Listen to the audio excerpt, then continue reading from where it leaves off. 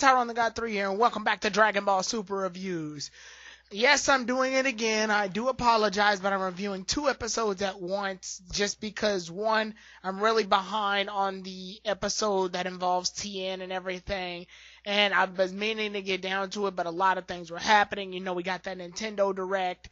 I had a bit of a scuffle with my computer for a while, and I had to go through a bunch of technical things.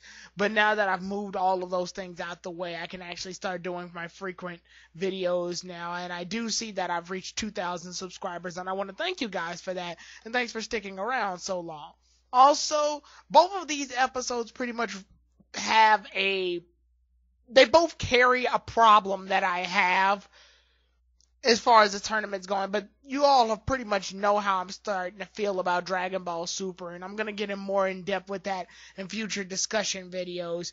But as of now, since this one carries the problems, and the episode after that one carries the problems as well, I can go ahead and just go straight into them. So, the episodes are titled Episode 106, Find Him, Death Match with an Invisible Attacker, and 107, Revenge F, The Cunning Trap.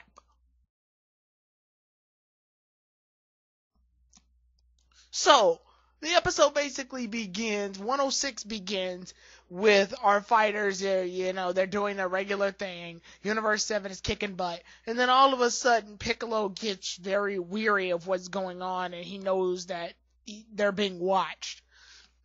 So what ends up happening is Piccolo basically moves Goku out of the way, and a laser ends up shooting the area.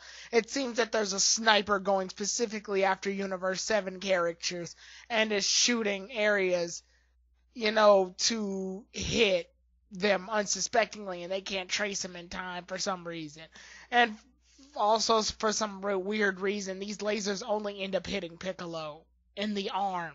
Like, they miss Gohan completely, but they only hit Piccolo in the arm, and I think that's kind of weird.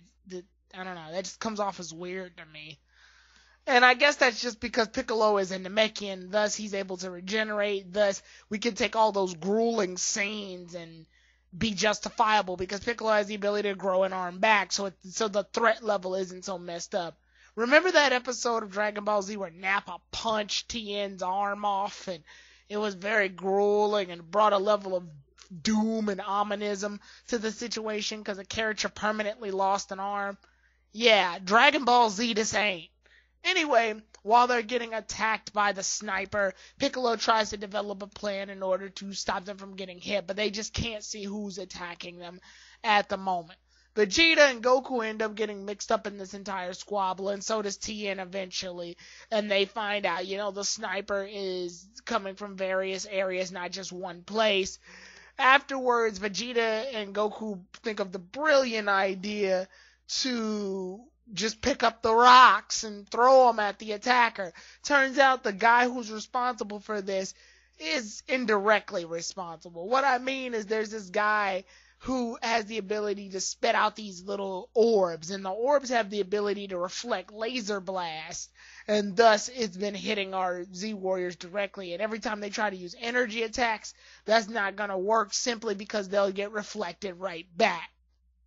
So it's a pretty unique enemy in the sense that energy attacks won't work, so they just developed the idea to throw the rocks, and I guess Tien at this point makes it an effort to go ahead and find out who the sniper is. So Tien goes in and uses the multi-form technique in order to make 4 of himself and go off and go find a sniper. With this, Tien has the ability to utilize all 12 of his eyes.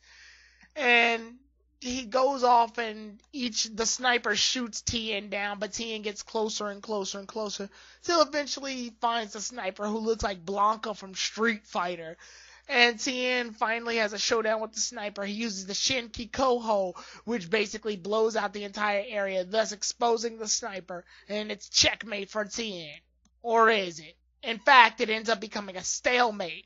The sniper ends up shooting the ground, and Tien falls off of the edge of the arena.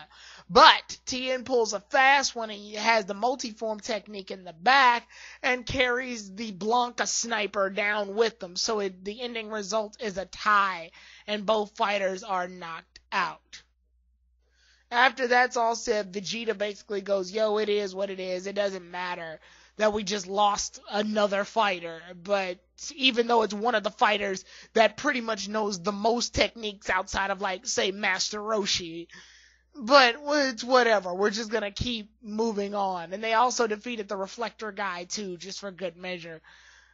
So they end up moving forward, and that episode ends. We then go into episode 107. In 107, we end up with a little bit of backstory from Frost and, him trying to redeem himself for all the stuff that went down in the Universe 6, Universe 7 tournament.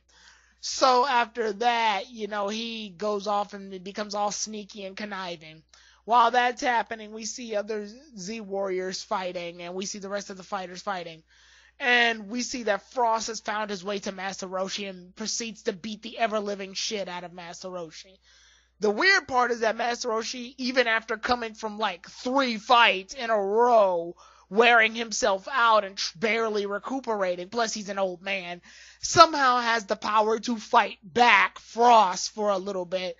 And you know what? You expect me to go into a rant about power scaling. 1, I'm going to save that for a little bit later. And 2, I've given up completely on power in Dragon Ball Super. Super to me is just a fan fiction's dream come reality. Anybody can fight anybody. There's no sense of danger. There's no sense of power scaling. There's no sense of order. And there's no measuring of characters on who's strong as who to bring a level of ominism to the entire series, because anybody can fight anybody at this point. It's what is key, I guess. So while that's happening, we get this gruesome scene, kinda, with Frost stomping out Master Roshi. Goku tries to stop it, but ends up having to fight Rabrain. So those two end up in a fight. And then, basically out of nowhere, Vegeta comes in because, Frost is basically Vegeta's response to not being able to kill Frieza during the Resurrection F saga. So they made him up. They made a Frieza clone specifically to satisfy Vegeta's urges to beat people up. I don't know. Anyway, so Vegeta's kicking the ever-living crap out of Frost, but Vegeta comes in, and Vegeta has these, molted bits of the rock glued to his ears. So now he can't hear insults and can proceed to beat the crap out of Vegeta. After that, Master Roshi ended up using the Mafuba on Frost. And it almost worked, and then it just misses. Yeah, I don't know how it misses either. Yeah, I really don't know. The show never explains it. They never go back on it. It just misses. Whatever. So anyway, Frost thinks of the brilliant idea to egg Vegeta on into, fighting off against him, and Vegeta comes by, and they realize no ordinary attacks are going to work on Frost and Vegeta working together, which basically falls right into Frost's plan, which wasn't a good plan to begin with. Master Roshi uses the Mafuba. For some reason, even though Frost only saw it once, remember, it took Goku an entire night to learn it. And it took Tien a couple of days to learn it. It took Frost a couple of seconds to learn the Mafuba. Yeah, even less time than Trunks, who for some reason learned it in a couple of minutes as well. And Frost just immediately learns the Mafuba's reflection technique, uses it on Vegeta, traps Vegeta in the hole. And at this point, I've pretty much face planted on the ground. But on screen, we see that Master Roshi shoots a tiny little energy bomb. Frost dodges it. Master Roshi ends up controlling it with his finger to break the Mafuba glass. Vegeta bursts out of there. Vegeta's rock that was glued onto his ear is blasted off. Vegeta insults Vegeta. Vegeta is immobilized and is useless. Vegeta proceeds to beat the ever-living crap out of Vegeta, and Frost is basically just leaves. He smoke bombs his way out of there. I don't know. Anyway, after all that happens, Master Roshi is so worn out on energy, he's basically useless. And Vegeta tells him to promptly fall out of the arena. I just want to let you guys know this right now. The tournament is measured on which characters can still stay in the tournament. So even if Master Roshi can't do anything, having him stay in the arena is still more useful than him just dropping out. But whatever. Master Roshi falls. I guess it's to save himself from dying. After that, the whole nonsense is over. The episode promptly ends there.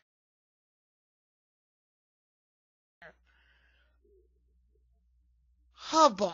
Okay, so the pros to both episodes, I'll name both pros. The pro to the sniper episode was, I do like the move that Tien used. However, I'm going to get into what's wrong with that in the con section, but I do like the fact that Tien was finally utilized, even though there was supposed to be several episodes where they should have utilized him more, but it feels like this was finally a time where Tien was supposed to be the most useful. Granted, albeit it was one of the most boring episodes in the entire tournament saga, but it was good to see that Tien pulled a fast one, and it was nice to see how strategic he got near the end of that fight. The pros for the other episode, to be quite honest, I can't think of any. Yeah, I'm dead serious. Can't think of not a one. I didn't really like the episode that followed.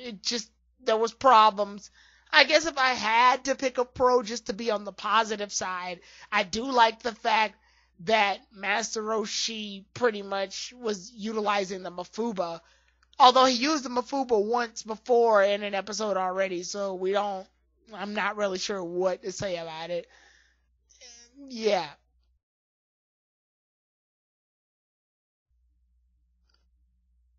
Oh boy, the cons. I'm going to try to keep this short, and then it'll probably lead off into a different discussion in another video. But here's the problems I had with this. Okay, so cons to episode 106. First of all, why was Gohan pretty much useless in this entire situation?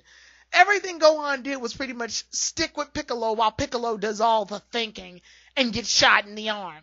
Secondly, why do we need Vegeta and Goku in order to fight off against the Reflection guy? You mean to tell me Vegeta couldn't have just thrown rocks and Goku assists Tien in finding the duplicate? I'm sorry, I don't see why they needed two people to fight this fairly weak character. Like, it just wasn't making much sense to me. And on top of all of that, to me, I think Tien only beat two people in this tournament, one of them being because Master Roshi assisted him. Why in the world did Tien have to tie on his one opponent that he beat? Like, the main opponent that Tien beats, he ends up having to have a draw with him. Yet Master Roshi is able to knock out like 3 people, 4 if you count him working with Vegeta in the next episode with Vegeta. It's just like Master Roshi is several times, and here we go with the power scaling. Master Roshi retired from fighting in Dragon Ball. The whole point of that was because Goku had finally reached a level that surpassed his own in the second tournament that he entered when he lost against Tien. Yeah, Master Roshi lost against Tien, thus proving Tien is stronger. And yes, you could argue, but Master Roshi was more tactical. Fine, whatever, but at the same time, it still makes no sense. Tien is just as tactical, and a lot of the moves that all of these Z-Warriors utilize come from Tien's arsenal. Solar Flare is not Krillin's, it's Tien's. Tien uses that move. Tien made that move. The multi-form technique, that's Tien's as well. The Shinki Koho, that's Tien's as well. Like, all of these moves that have wound up tricking opponents and doing various things. They've even forgotten that Tien knows the Dotem Pa. Like, I feel like the Dotem Pa would have been useful. Yeah, it's just a singular tiny energy beam, but I feel like the Dotem Ray could have served some form of a purpose. Like, Tien uses the Dotem Ray against the reflection orbs on purpose, so it winds up hitting their opponent instead, or something. But they made Tien's episode so dank and shallow and didn't have any real dimensions behind it other than, Tien can use the Shinki Koho and the multiform technique in order to fight off this weak sniper after they already pretty much beat the main threat, which was the reflection dude. So it's just like, this was so anticlimactic, and it was very irritating to watch, just because the characters were so underutilized here. in an episode where I know all of these characters can pretty much do better, and they gave Tien the shortest end of the stick here, and even tried to justify it by saying, oh, well, he tied. No, this is inexcusable. Like, I still feel like Tien could have done much better, but he's not the old man that trained Goku, so he's not as marketable, I guess, and it just drives into a whole league of problems I have. So, let's just go ahead and move into episode 107's cons. By the way, I forgot to mention in episode 107, there was this like liquid goo guy that was causing Dispo a little bit of problems. And Jiren basically wipes him out with not even a punch, just the force from the punch. Completely wipes him away. That just happened. It happened so quickly, it wasn't even important to me, to be perfectly honest. It was just to show off how powerful Jiren is. And to be quite honest, I feel like they didn't even need to do that. But anyway, moving on to the cons of episode 107, there's a lot.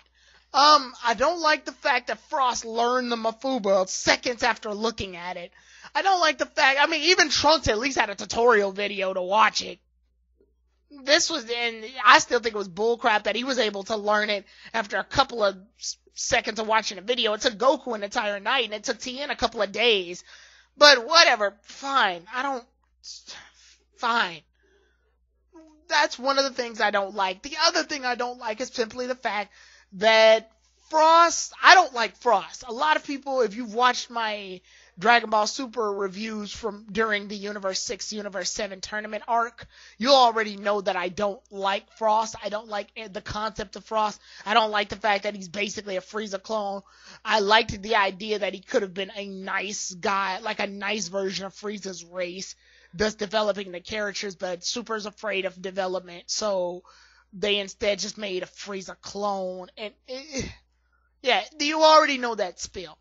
But I also don't like how basically this was sucking off on Master Roshi again. Don't get me wrong, I like Master Roshi. I liked how well he was utilized in Dragon Ball, and I liked basically his last fighting appearance in the movie The World's Strongest. How he was still useful, but he didn't take up the entire area with this screen time. He was considerably strong even for how old he got. He was past his prime, he's not the strongest anymore. So it makes sense that other warriors have long since surpassed him, and he was there simply to teach Goku, Krillin, and later Yamcha, Tien, and the others.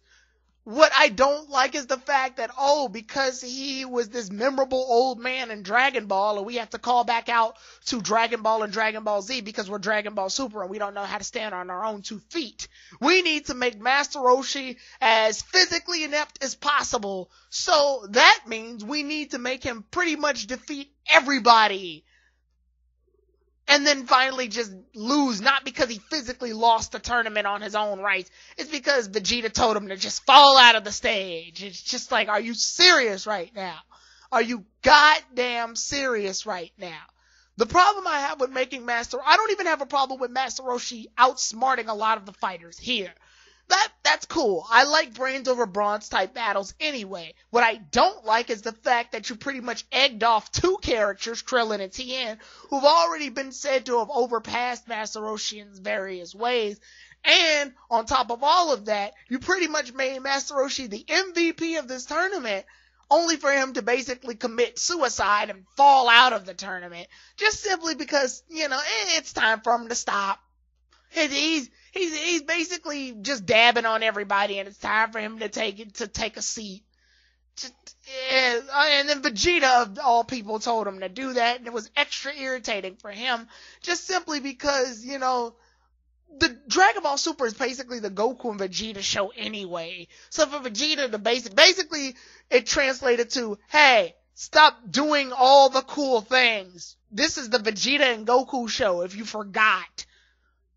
It just came off as irritating. So now the only fighters that are left are Android 17, 18, Piccolo, Gohan. Goku, Vegeta, and Frieza.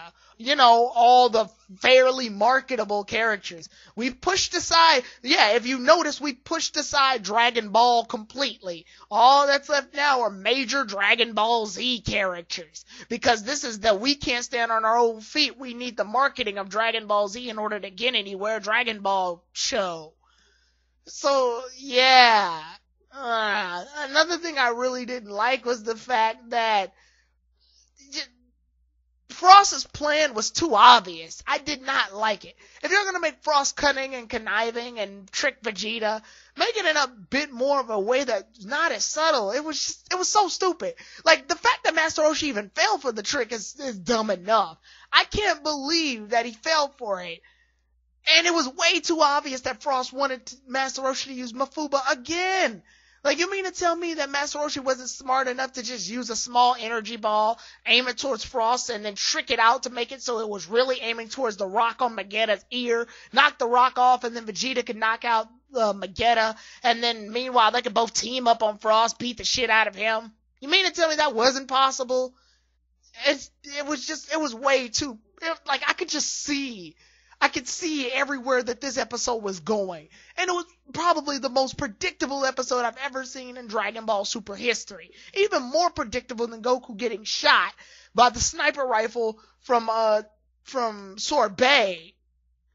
Even though I've already saw the movie, so I knew that was gonna happen anyway. So it's just dangerously irritating to see all this go down.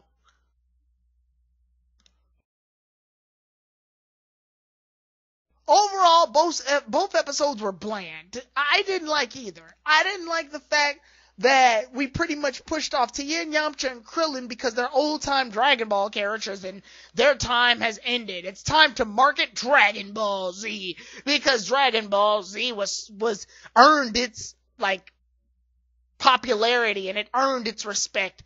But we're Dragon Ball Super and we need to reflect on it. It's just, it was like, the concept of having the reflector and the sniper was good, but not executed well at all. It was basically two generic people who got washed off by Tien and weakened Goku and Vegeta. Well, not weakened, but like nerfed Goku and Vegeta, who comically threw rocks. And just the whole pattern of that was insulting. And then it was followed up by, hey, let's have Frieza Clone do the most predictable scheme in the entire universe. Have them actually fall for it. Have our stupid ass Frieza Clone learn the Mafuba in seconds, only for it to backfire on his ass. He escape in time so they can do his plot with Frieza in the next episode. And just the only casualty here is Magetta. But with that said, the next episode is episode 108, and it's titled Frieza and Frost Conjoin Malice. I'll see you all then, everybody. Tyrone the God 3, out.